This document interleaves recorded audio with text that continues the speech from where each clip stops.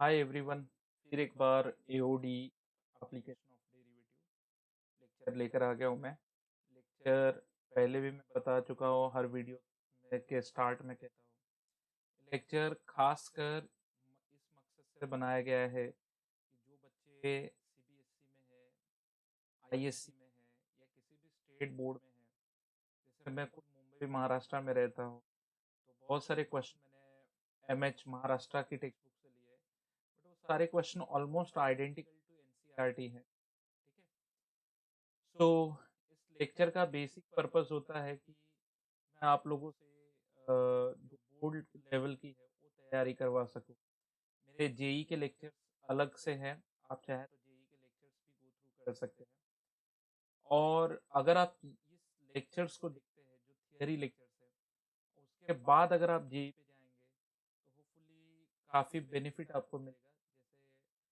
जैसे बहुत सारी सहूलतें आपको मिल जाएंगी। सो चलिए एक बार स्टार्ट करते हैं। आज एक नया कॉन्सेप्ट लेकर आया हूँ, नाम है मोनोटोनसिटी। मोनोटोनस, क्या आप लोग इस शब्द का मतलब जानते हैं? Are you people aware with what aware with the word monotonous? What is mean by monotonous? So monotonous, mono मतलब सिंगल, टोनस मतलब टाइप, सिंगल टाइप का मतलब एक ऐसा जो एक पर्टिकुलर नेचर में रहे उसे मोनोटोनस कहते हैं। सो मोनोटोनसिटी में एक अब हम पढ़ेंगे इंक्रीजिंग फंक्शन और डिक्रीजिंग फंक्शन। इंक्रीजिंग फंक्शन मतलब ऐसा फंक्शन जो कंटिन्यूअस ऐसे बढ़ता चला जाए, और डिक्रीजिंग फंक्शन मतलब ऐसा फंक्शन जो कंटिन्यूअस ऐसे घटता चला जाए। ठीक है। इसे इंक्रीजिंग कहते हैं, इसे डिक्रीजिंग। फिर बच्चे बोलेंगे कि चलो ठीक है सर, मतलब समझ गए, लेकिन ये सर बताओ कि इस चैप्टर को इस पर्टिकुलर एप्लीकेशन ऑफ डेरिवेटिव में क्यों पढ़ाया जा रहा है, इसका डेरिवेटिव से क्या लेना देना है। बिल्कुल, पहले हम देख लेते हैं कि इसका डेरिवेटिव से क्या लेना देना है। सबसे पहले तो एक क्लासिकल डेफिनेशन तैयार कर लेते हैं। जो लेक्चर कहता है कि अगर ये x1 है, उसके करस्पॉन्डिंग जो वैल्यू आ रही है वो एफ ऑफ x1 है। ठीक है, ये x2 है, उसके करस्पॉन्डिंग जो फंक्शन की वैल्यू आएगी, जो फंक्शन की वैल्यू आएगी वो एफ ऑफ x2 होगी।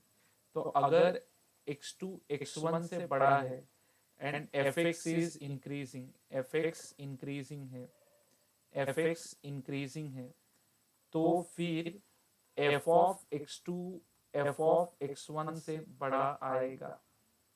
ठीक है, ये इस तरह क्वेश्चन, इस तरह इंक्रीजिंग फंक्शन का हम डेफिनेशन तैयार करते हैं। फिर एक बच्चा जरूर बोलेगा कि सर लेकिन इसे अगर ऐसे पढ़ाना था तो फिर इसे एप्लीकेशन ऑफ डेरिवेटिव में क्यों डाला, क्या इसका कुछ डेरिवेटिव के साथ लेना देना है? बिल्कुल लेना देना है। तो चलो, ये इंक्रीजिंग कर्व पे मैं एक टैंजेंट ड्रॉ कर लेता हूँ कहीं पर भी।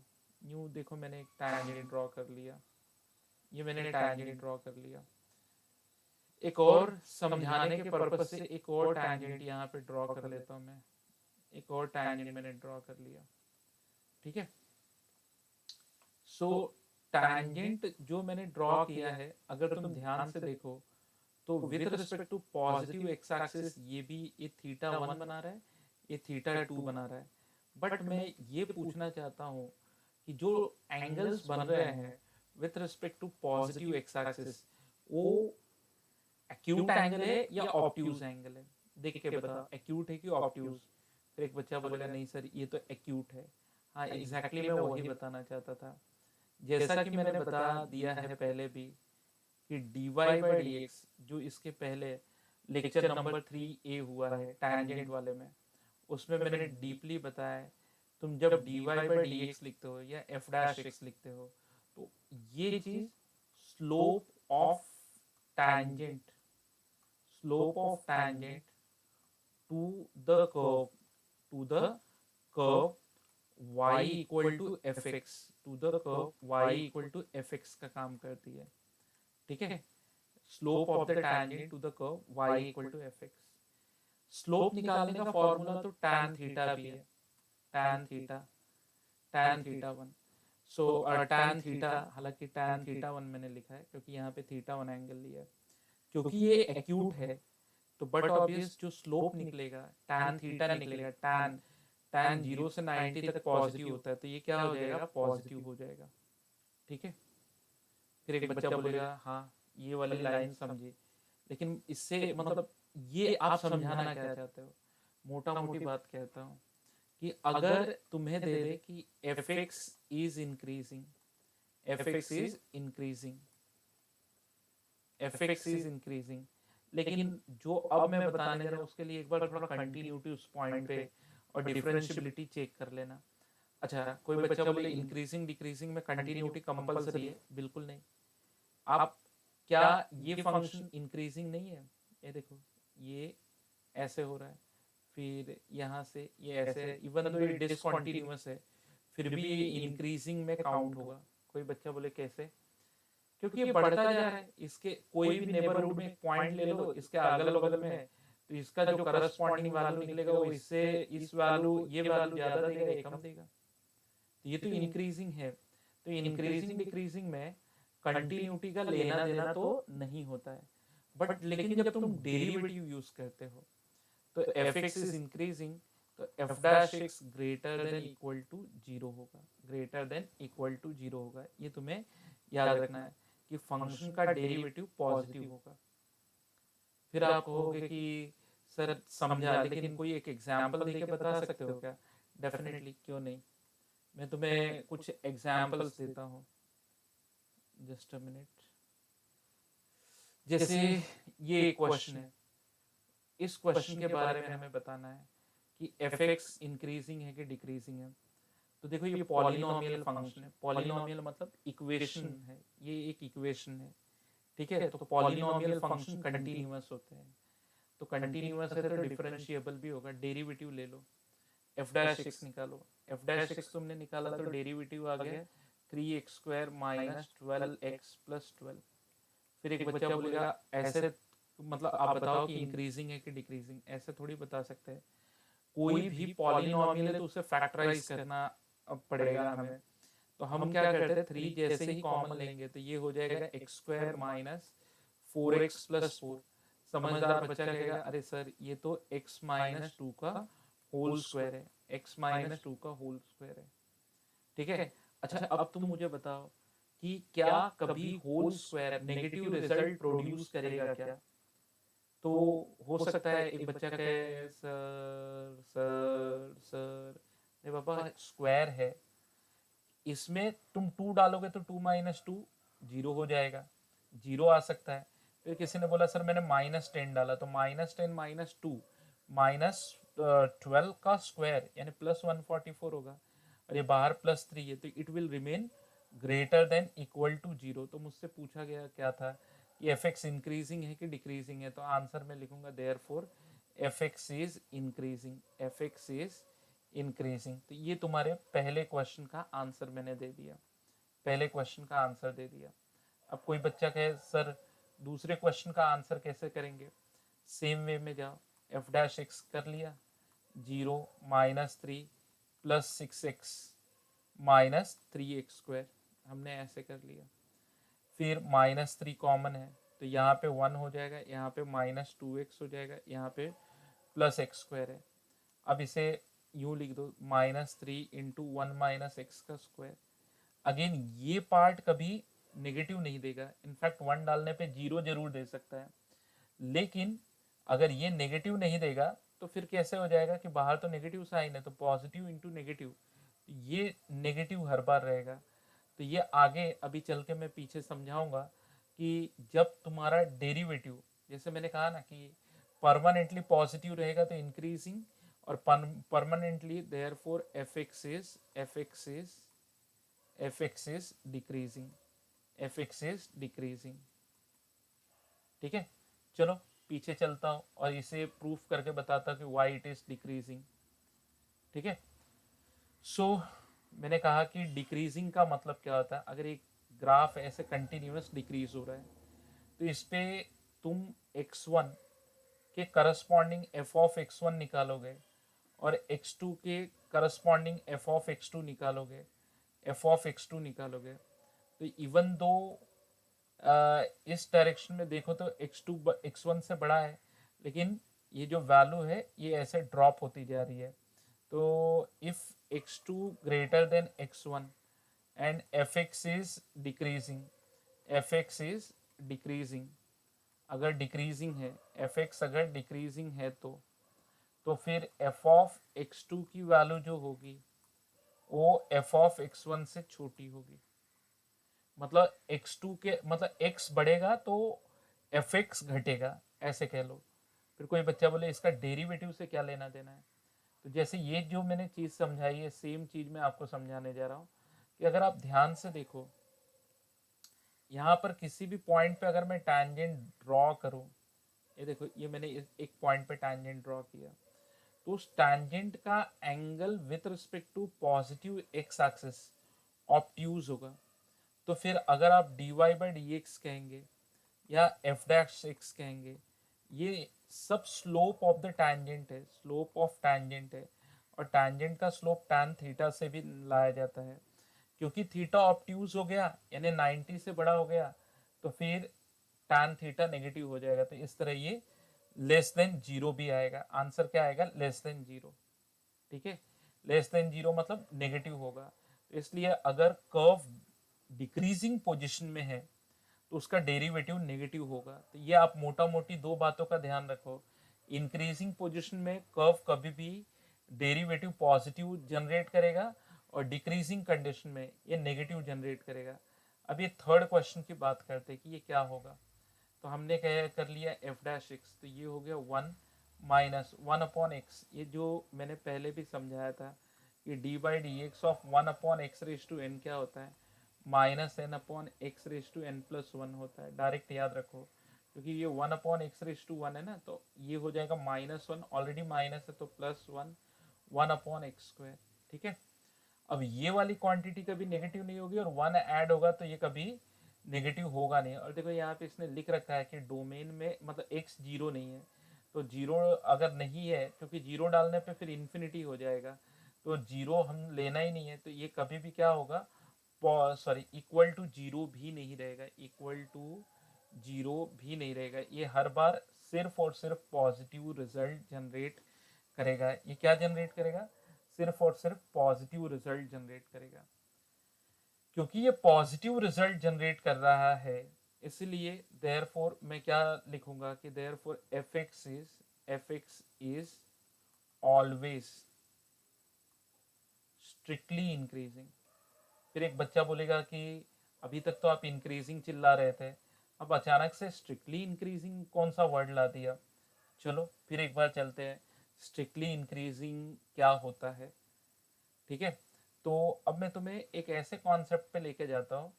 अभी तक मैं कह रहा था कि ऐसा होगा कि ये कर्व इंक्रीज हो रहा है, बरोबर ना। अब इस पॉइंट पे आने के बाद, इस पॉइंट पे आने के बाद ये कर्व ऐसे डिक्रीज होगा। लेकिन इस पॉइंट तक टैंजेंट का नेचर क्या है?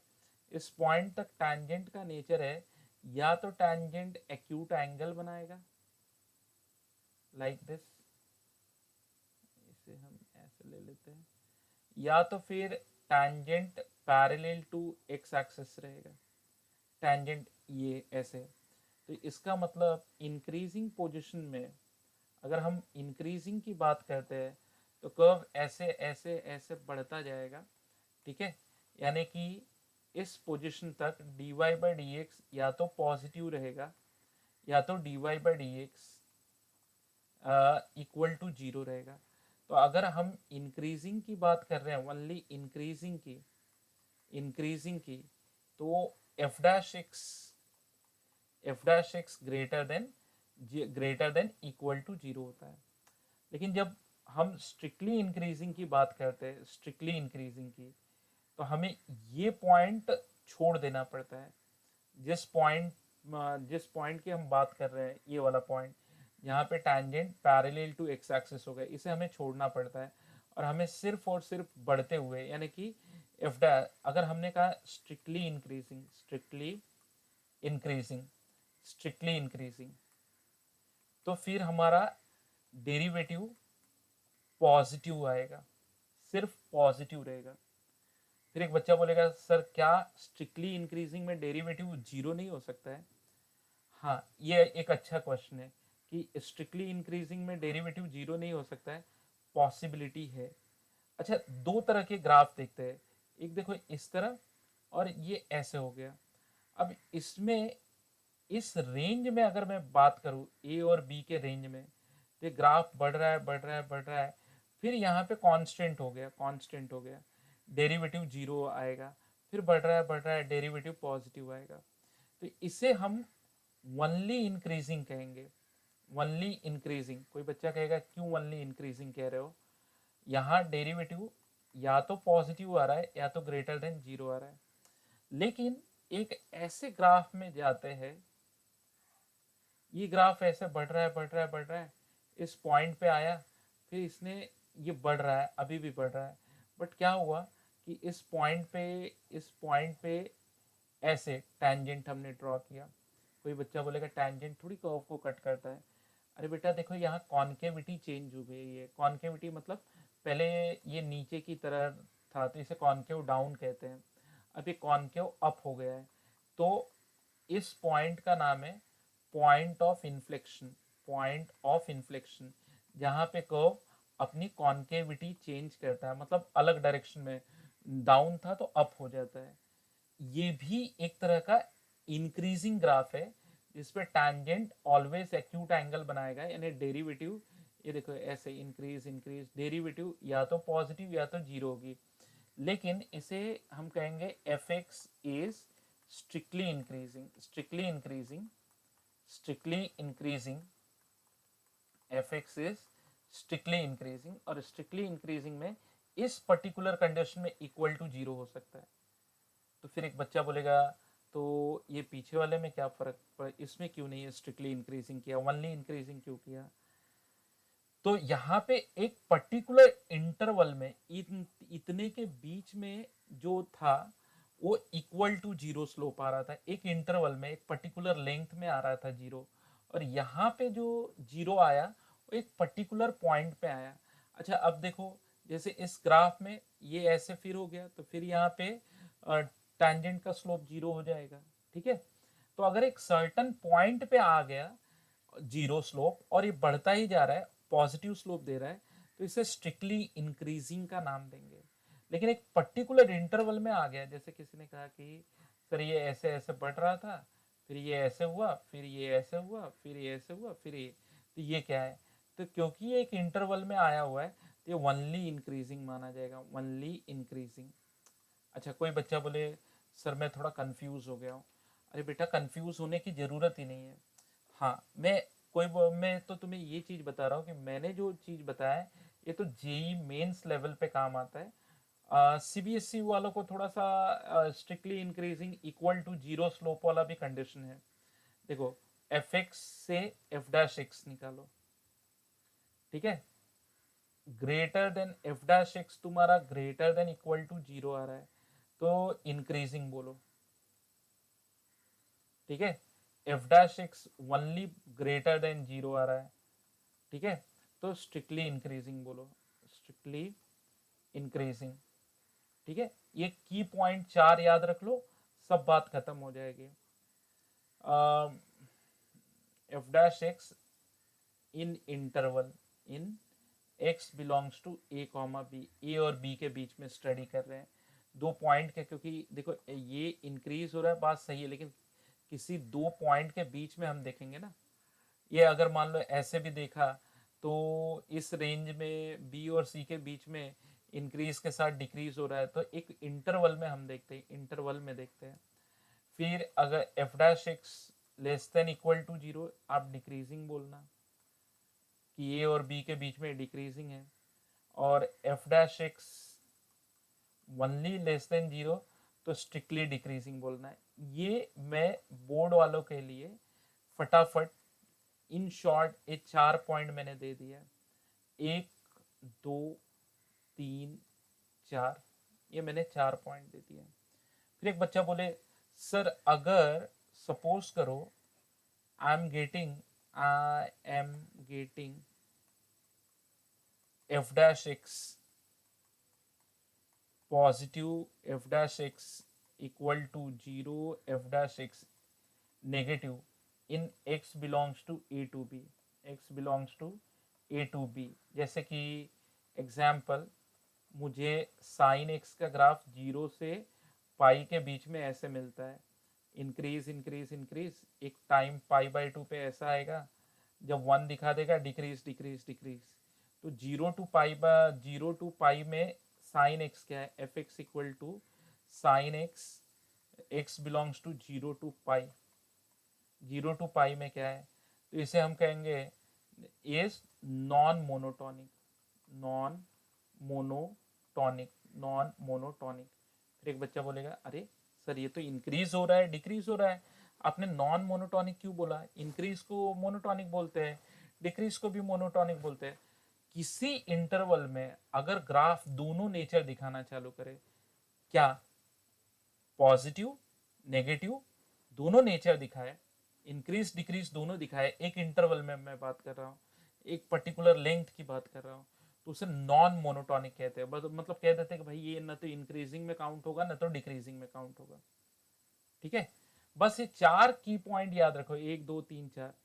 फिर मेरा लेक्चर नंबर 1 देख लेना है, इंटरवल कैसे ढूंढते हैं, जैसे वेवी कर्व मैंने करके सिखाया है, तो वो चीज तुम्हें इनइक्वालिटी, वेवी कर्व, ये सारी चीजें तुम्हें बहुत हेल्प देने वाली है। ठीक है, एओडी पढ़ते वक्त। नेक्स्ट की बात करते हैं, चलो।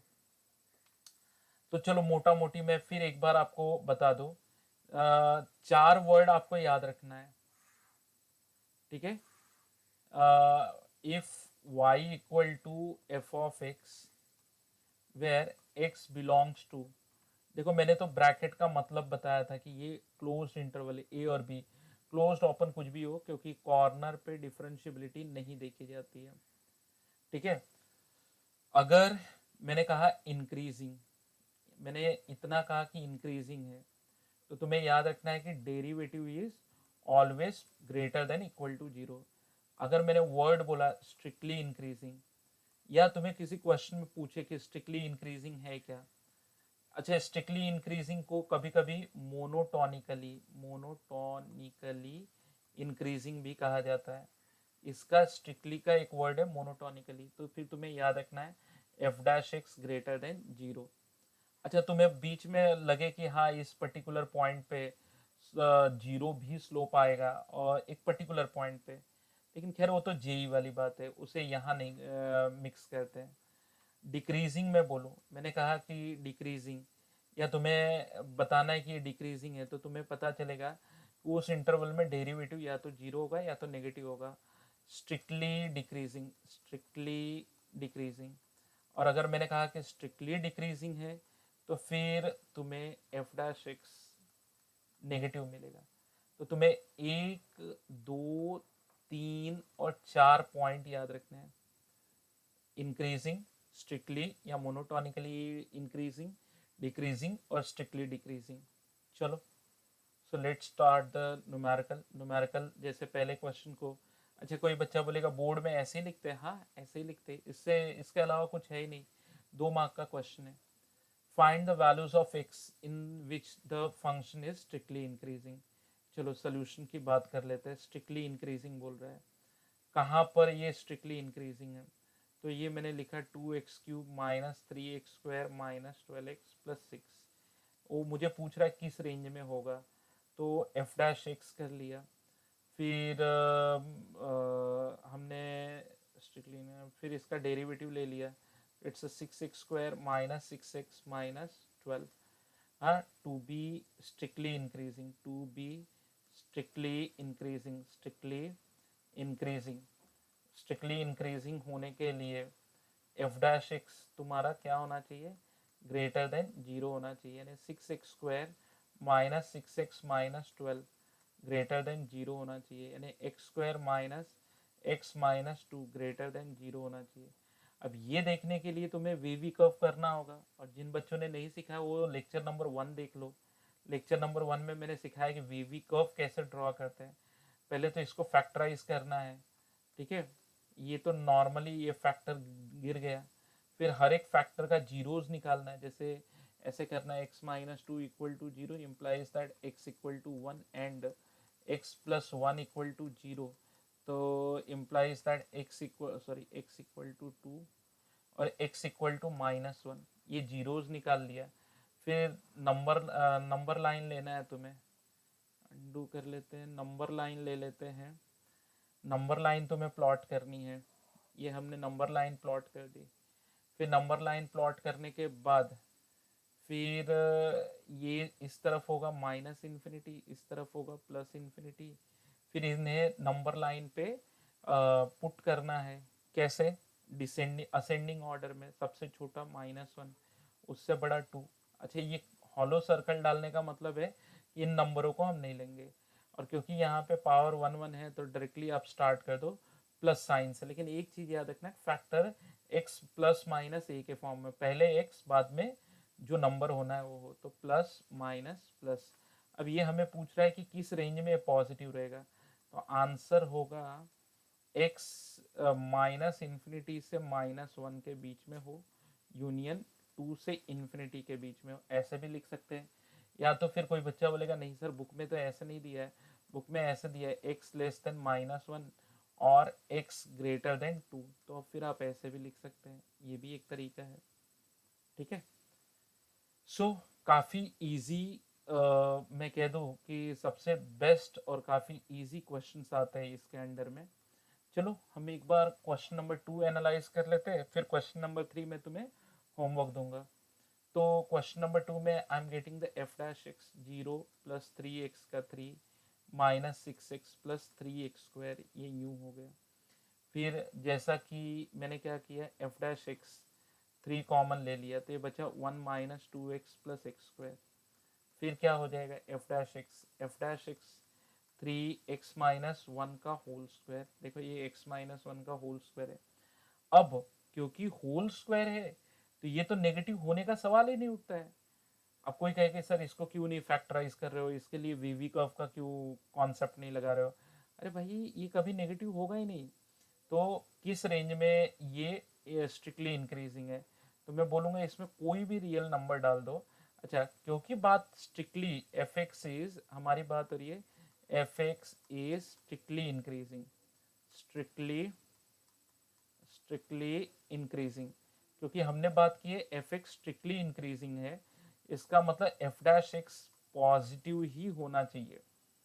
तो सिर्फ और सिर्फ तुम 1 मत डालना, क्योंकि जैसे तुम 1 डालोगे 0 हो जाएगा, जो हमें नहीं चाहिए, क्योंकि हमें इस वर्ड का सम्मान करना है। स्ट्रिक्टली इंक्रीजिंग, स्ट्रिक्टली वर्ड उसने दे रखा है। ठीक है, तो इससे ध्यान देना। तो ये आई डिड दिस। अब ये चीज तुम्हें होमवर्क लेनी है, होमवर्क। नेक्स्ट क्वेश्चन पे आते हैं, strictly decreasing, the same thing you will have to do. The so let's I'm going to take these two. अब क्वेश्चन नंबर 2 की मैं बात कर लूँ, एफ एक्स की बात करता हूँ, x प्लस 25/x², फिर sorry 25/x, let me do undo. So इससे मुझे f डैश x मिल गया 1 माइनस 25/x²। वही मैंने तुम्हें जो बताया था ना, डेरिवेटिव ऑफ 1/x 25 बार रखा है, and then f dash x is x² minus 25/x², जो तुम्हें देगा x minus 5 x plus 5 upon x²। फिर मैंने वीवी कर्व, अब तो बहुत सारी चीज़ें तुम्हें डायरेक्टली समझ में आ जानी चाहिए, मतलब उसके लिए बहुत रामायण न लिखना पड़े। 5 माइनस 5 इक्वल टू 0 करो, x minus 5 equal to 0, x बराबर 5, x plus 5 equal to 0, x बराबर -5, x इक्वल टू 0, तो x इक्वल टू 0 मतलब 0, तो -5 5 और 0 तीन चीज़ें हैं। तुम लेट मी डू दैट।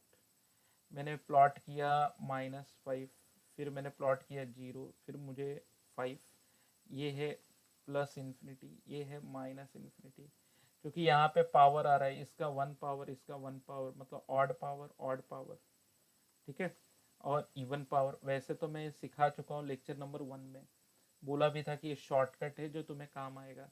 यहाँ से प्लस से चालू करो, ऑड पावर है change the sign, even power है carry on with the same sign, even odd power है चेंज द साइन, और एफ एक्स इज डिक्रीजिंग, यहाँ पे बात हो रही है f x is decreasing, decreasing की बात हो रही है, मतलब f dash x strictly decreasing, ये वर्ड स्ट्रिक्टली है, इसका मतलब कि तुम्हारा एफ डैश एक्स नेगेटिव होना चाहिए। अब नेगेटिव कहाँ पर है, तो कोई बच्चा बोले सर ये पूरे में नेगेटिव है, लेकिन हमने तो जीरो लिया ही नहीं है। तो या तो फिर ऐसे लिखो कि therefore x belongs to -5 to 5 -0। अब -0 लिखने का मतलब क्या है, जीरो को छोड़ के, नहीं तो फिर ऐसे भी लिखो कि x -5 से 0 के बीच में है, और एंड 0 से 5 के बीच में, ऐसे भी लिख सकते हो। So many ways to represent the answer, आप देख लेना आप कैसा लिखना प्रेफर करोगे, ठीक है।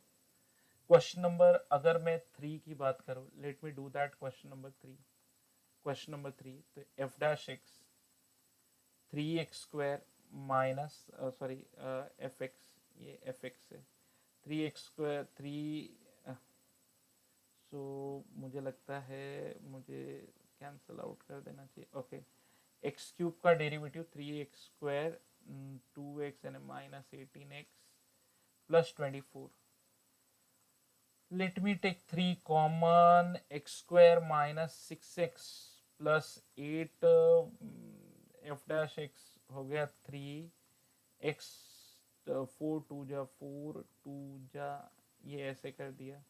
फिर इसको नंबर लाइन पे प्लॉट कर दिया, -∞ +∞,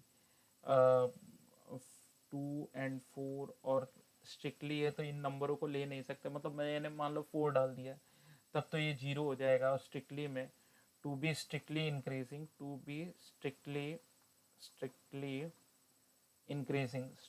इंक्रीजिंग अगर तुम कहना चाहते हो तो एफ डैश एक्स तुम्हारा ग्रेटर देन 0 होगा, तो greater than, sorry, less than 0 होगा। एफ डैश एक्स तुम्हारा लेस देन 0 होगा। स्ट्रिक्टली इंक्रीजिंग नहीं, क्वेश्चन में डिक्रीजिंग पूछा गया, इसे काट देते हैं।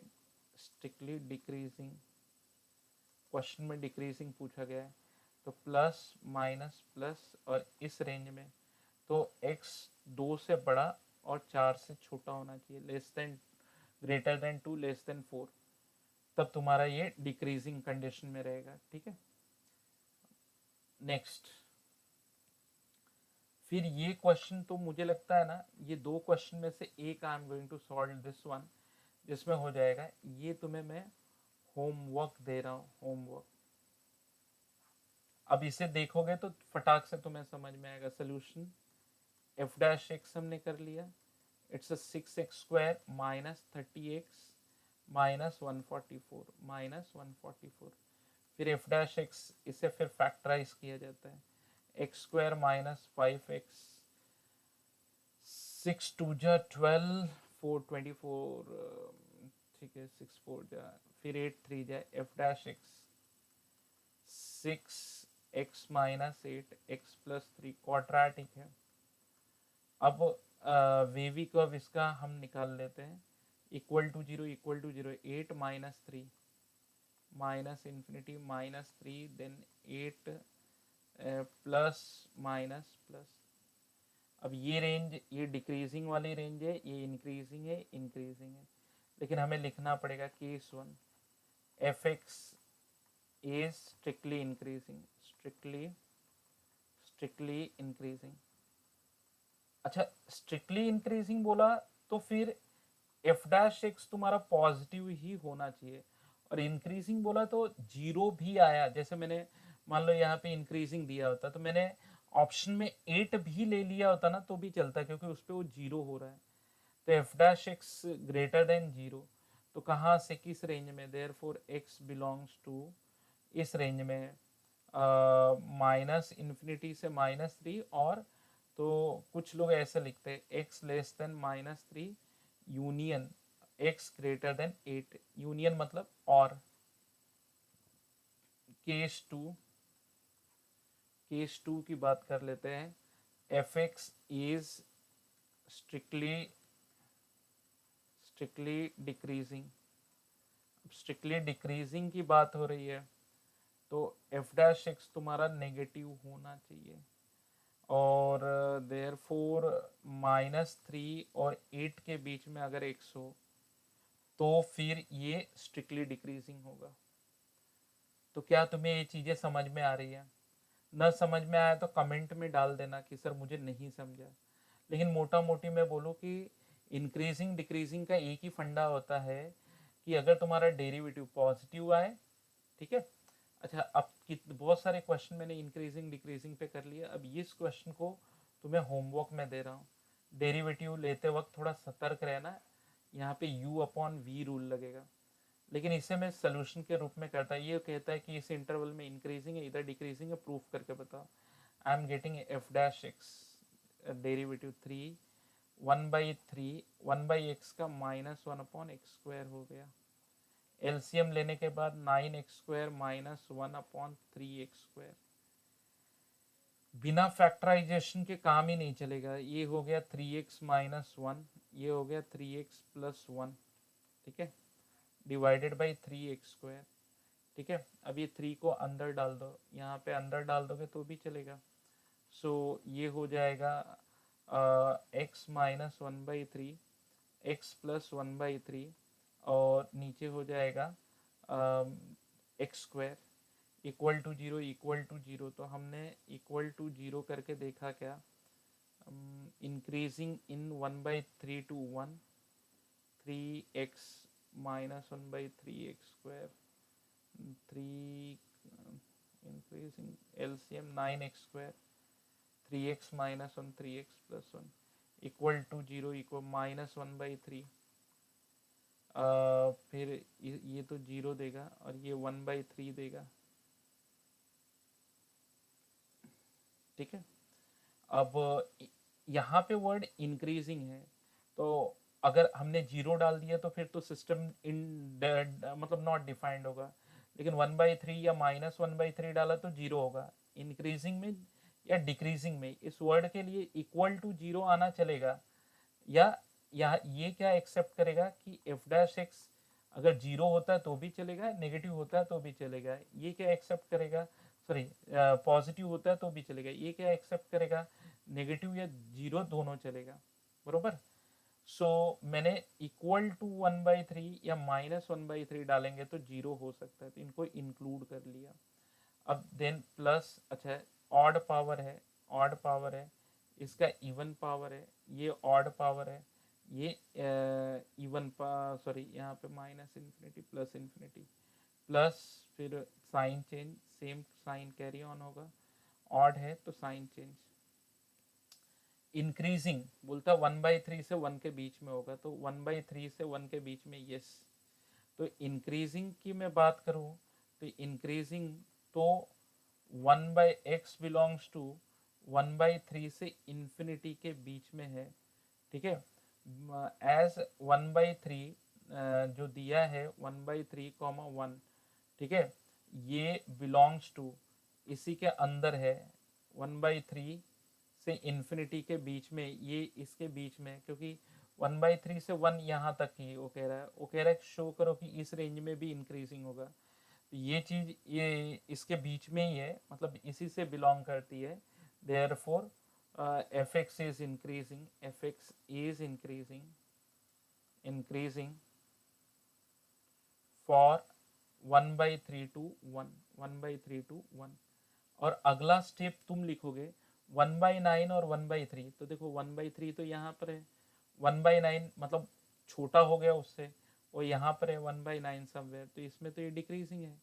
तो अगले स्टेप में जब मैं जाऊँगा तो मैं क्या लिखूँगा कि fx इज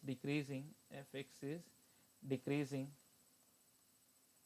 फॉर, वैसे तो बड़ा इंटरवल है, x बिलोंग्स टू 0 to 1/3, इस रेंज में डिक्रीज हो रहा है, एज 1/9 1/3 बिलोंग्स टू 0 to 1/3, ये इसी के रेंज में बिलोंग करता है। या सबसेट में बोलूँ, अगर तुम समझ सकते हो ऐसे भी समझ सकते हो कि सबसेट, सेट थियरी का थोड़ा यूज कर लो, सबसेट ऑफ, ठीक है। therefore fx is decreasing, fx is also decreasing, fx is also decreasing in 1/9 to 1/3, ये लो, तो ये कोई बहुत बड़ी चीज़ नहीं थी, समझने वाली चीज़ है। अगर तुम्हें समझ में आ गई तो द बेस्ट है। अब हमारे पास दो ये क्वेश्चन है, दो तीन क्वेश्चन है, इसके बाद हम एमसीक्यू में चले जाएंगे, सीईटी लेक्चर्स की तरफ चले जाएंगे। Show that f x is increasing, solution जाते हैं, छोटे छोटे क्वेश्चन है, मजेदार है। F dash x equal to 1 minus cos x का डेरिवेटिव साइन एक्स होता है, ठीक है। अब देखो साइन एक्स खुद लाई करता है कहाँ से कहाँ तक, -1 से +1 के बीच में। अगर तुम 1 ऐड कर दो, तुम ऐड 1 ऑन बोथ साइड कर दो, तो फिर तो ये आ जाएगा। तो इस हिसाब से एफ डैश एक्स क्या आ रहा है, 0 से बड़ा आ रहा है, 2 से छोटा आ रहा है। In short f dash x is greater than equal to 0, f x is increasing, f x is increasing, increasing, f x increasing condition में है, ठीक है। गो थ्रू कर लो। सो काफी इजी क्वेश्चन है। क्वेश्चंस में कोई बहुत बड़ा ऐसे भी चीजें नहीं है कि जो तुम ना कर पाओ, ना समझ पाओ। अच्छा हाँ, कोई बच्चा अब एकदम डफर है, जो लिटरली थोड़ा भी माइंड यूज नहीं करना चाहता, उनके लिए थोड़ी समस्या हो सकती है। लेकिन अगर बच्चा थोड़ा भी दिमाग यूज करे तो आई होप ये काफी इजी तरह के इजी क्वेश्चन है। चलो अगले क्वेश्चन की तरफ जाते हैं। बोलता है 23rd वाला कि शो दैट ये x greater then -1 is increasing. चलो तो हम डेरिवेटिव लेते हैं। इंक्रीजिंग बोला तो डेरिवेटिव का आंसर पॉजिटिव आना चाहिए। पहले तो लॉग का 1/1 plus x into 1 plus x का डेरिवेटिव 1 माइनस, अब इसका derivative u by v rule से हमें जाना पड़ेगा। ये कैसे हो जाएगा, 2 प्लस एक्स का होल स्क्वायर, ठीक है। फिर यहाँ पे हो जाएगा 2 प्लस एक्स इंटू बचा एक्स का डेरिवेटिव 1 माइनस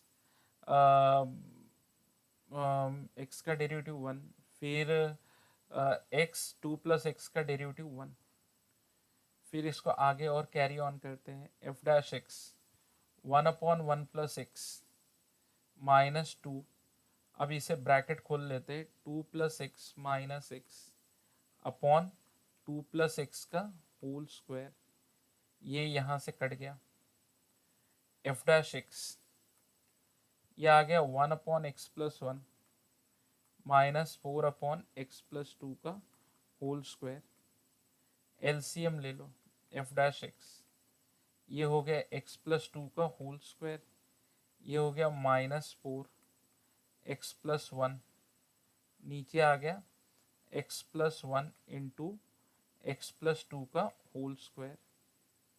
आगे बात कर ले एफ डैश एक्स की, ब्रैकेट खोलते हैं, x² + 4x, x² + 4x + 4 -4x -4, ठीक है, डिवाइडेड बाई x+1 x+2 का होल स्क्वायर।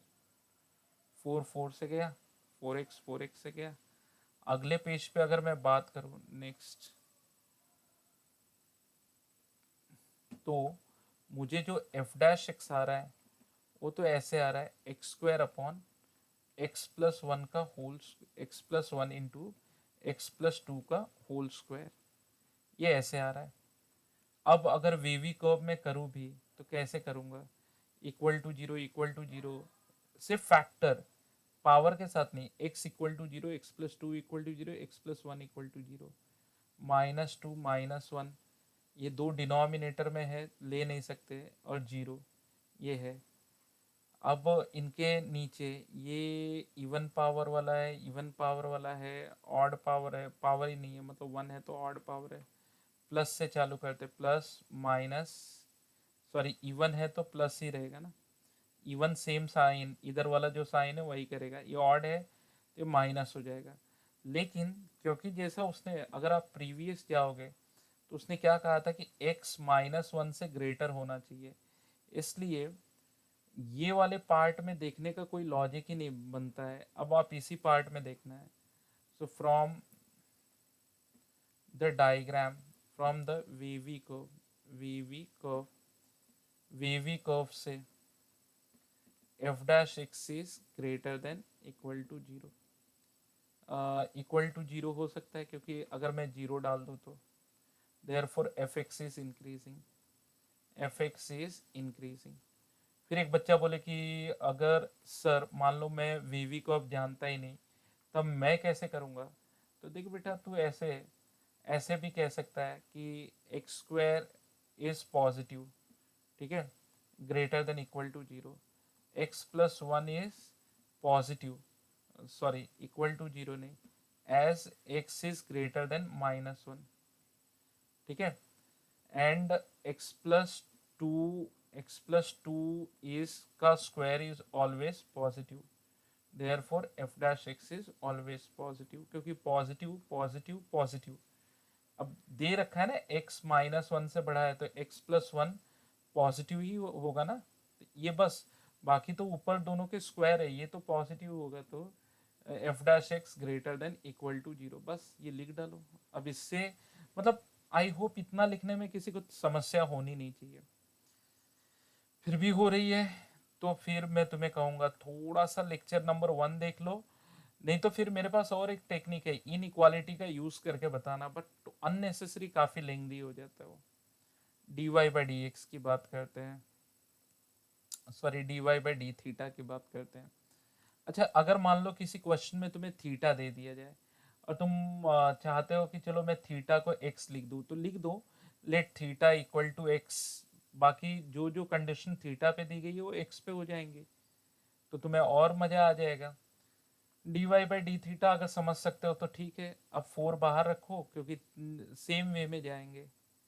थीटा का डेरिवेटिव थीटा के साथ वन हो जाएगा, यहाँ पर u by v rule, two plus cos theta का होल स्क्वायर, यहाँ पे आएगा two plus cos theta, sine theta का derivative cos theta minus sine theta, और देन टू का जीरो और कॉस थीटा का माइनस साइन थीटा, बरोबर।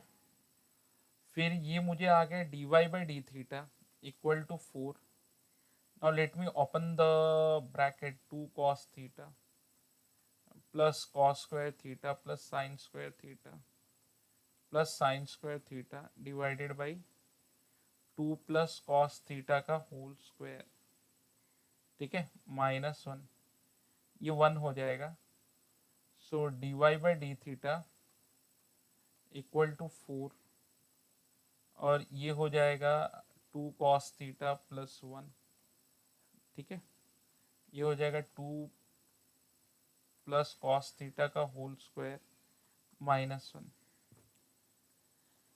अब बात कर लेते हैं इसके आंसर की, zero to pi by two में, तो ये तो सब यही बता रहा है, zero to pi by two में अगर तुम समझदार हो तो ये चीज़ तो तुम्हें यही चीज़ समझा रही है कि zero to pi by two में कॉस कभी नेगेटिव नहीं होगा, तो ये तो पॉजिटिव आएगी। लेकिन अब डिपेंड करता है कि जैसे पॉजिटिव में तो 0.00001 भी कहते हैं, अगर वो इससे मल्टीप्लाई हो जाए तो ये 0.004 हो जाएगा, तो माइनस वन करेंगे तो नेगेटिव हो जाएगा, यहाँ पे प्रॉब्लम है।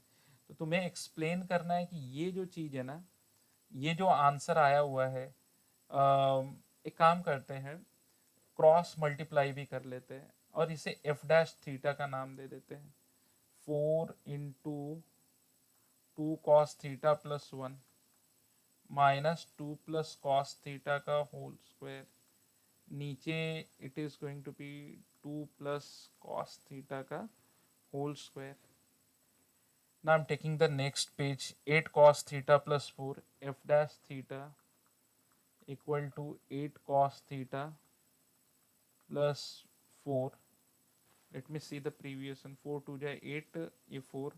Now open the bracket, minus bracket में 4 plus 4 cos theta plus cos square theta, ये यूं हो गया, नीचे जो हो गया previous, let me do that previous one, two plus cos theta का whole square, two plus cos theta का whole square f dash theta. अब ऐसा नहीं कह सकते कि सर ये पॉजिटिव ही होगा, ऐसा नहीं बता सकते, आपको प्रूफ करना पड़ेगा कि इसका आंसर पॉजिटिव होगा, तब आप इंक्रीजिंग लिख सकते हो। इसलिए मैं कह रहा हूँ कि ये थोड़ा सा मेहनत आपको अब करना है। 8 cos theta plus 4 cos theta plus cos sorry minus cos square theta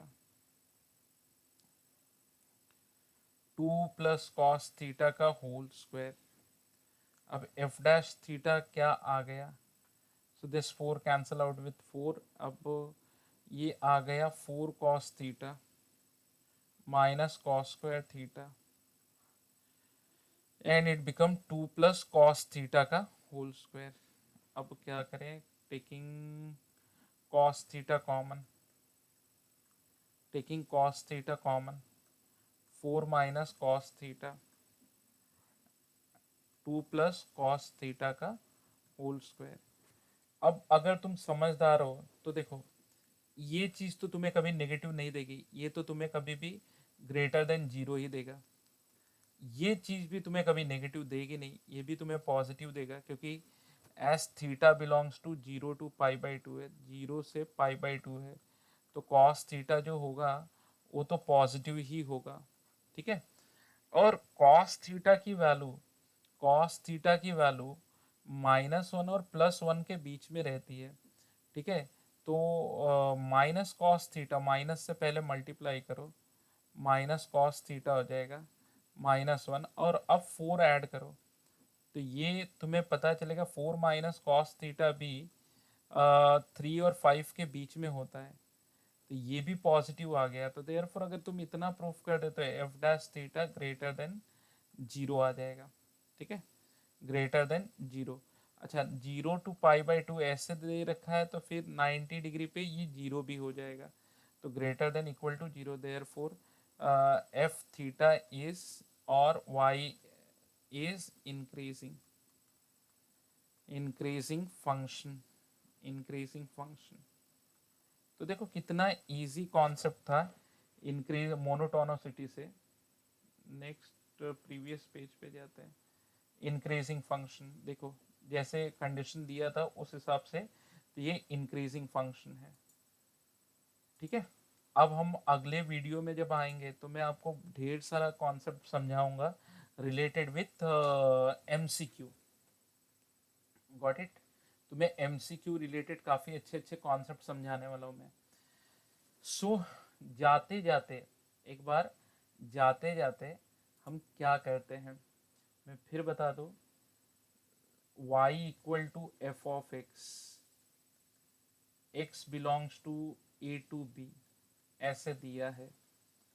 ठीक है, तो हम यहां से एफ डैश एक्स निकालेंगे।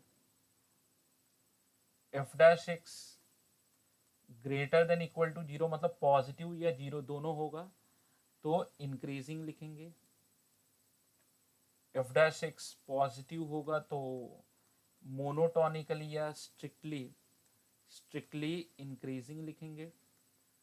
F F dash x negative होगा तो डिक्रीजिंग लिखेंगे, और F double dash sorry F dash x only negative होगा तो स्ट्रिक्टली डिक्रीजिंग लिखेंगे।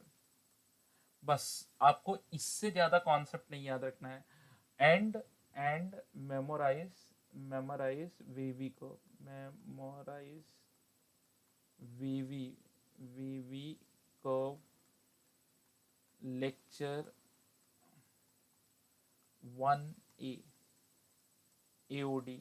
बस ये इतना देख लो, मोर देन सफिशिएंट। लास्ट जाते जाते इतना बता दो, कर्व दोनों नेचर का हुआ है, increasing as well as decreasing, तो फिर उसे नॉन मोनोटोनिक कहते हैं। मोनोटोनिक मतलब किसी एक नेचर का है, या तो इंटरवल में इंक्रीजिंग होगा या तो डिक्रीजिंग होगा। अच्छा, मैंने जो कुछ पढ़ाया है ध्यान में रख के पढ़ाया है कि महाराष्ट्र बोर्ड भी कवर हो जाए, आईएससी भी कवर हो जाए, सीबीएसई भी कवर हो जाए, कोई भी बच्चा देखे उसे बेनिफिट हो। तो हो सकता है कोई कॉन्सेप्ट बहुत जल्दबाजी में बहुत तेज़ी से हो गया हो, तो आप एक बार गो थ्रू करना और अपने कमेंट बॉक्स में मुझे लिख के बताना कि क्या ऐसी चीज़ें जो ज़्यादा तेज़ी से हो गई। Till then thank you very much. अब इसके बाद इसका अगला लेक्चर इसके एमसीक्यू बेस्ड लेक्चर है। So till then, thank you very much, and definitely we are going to meet in the next